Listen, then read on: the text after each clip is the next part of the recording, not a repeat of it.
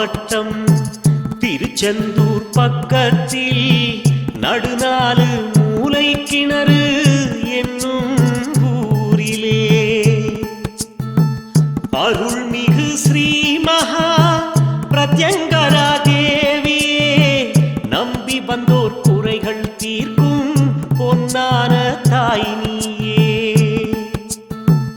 அன்புடனே பூசை செய்தோம் அல்லல் துயர் போக்கிடுவாய், எல்லோரும் வாழ்வில் வளம் பெற்றிடவே வழி செய்வாய்.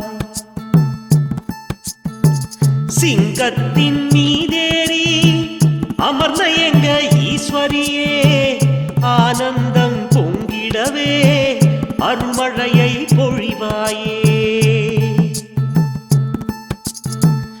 இன்பம் துன்பம் இருக்கின்ற இல்லறம் இனிக்கச் செய்வாய், இன்னல்கள் தீர்த்து வைப்பாய், இரு கைகள் கூப்பி நின்றோ.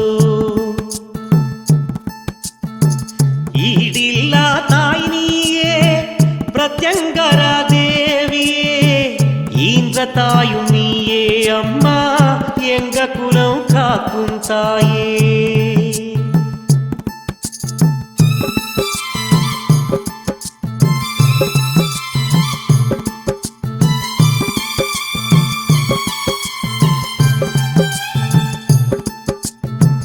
உன் கோயில் நாடி வந்தோர்க்கு உண்மையான தெய்வம் நீ, உலக உயிர்கள் காத்திடும் எங்க பிரத்யங்கரா தேவி நீயே.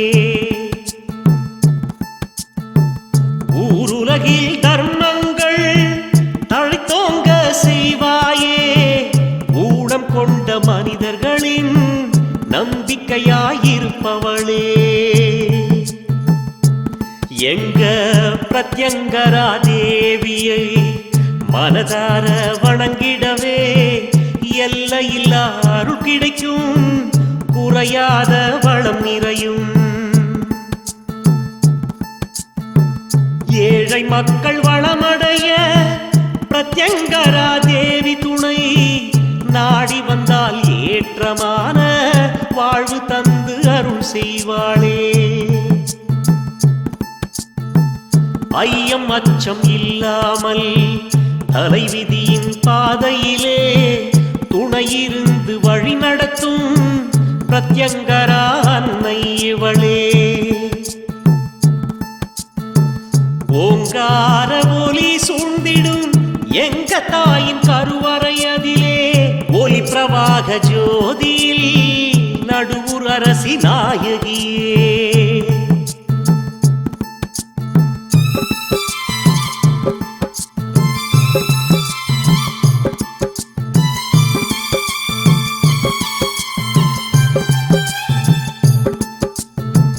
கடற்கரையில் கோயில் கொண்ட செந்தில்நாதன் குடியிருக்கும் திருச்செந்தூரில் நம் அன்னை வீற்றிருக்க எண்ணம் கொண்டாடே.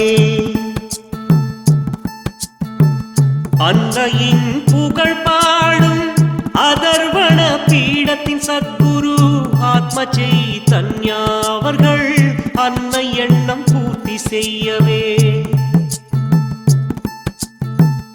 அன்னையின் திவ்ய எந்திரங்கள் அடங்கிய மந்திர பேழையை தலைமேலே சுமந்து கொண்டு கால்நடையாய் புறப்பட்டாரே.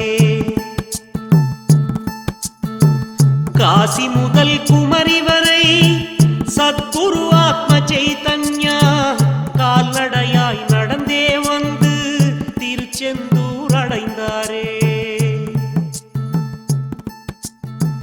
திருச்செந்தூர் நடுநாலு மூலை கிணறு என்ற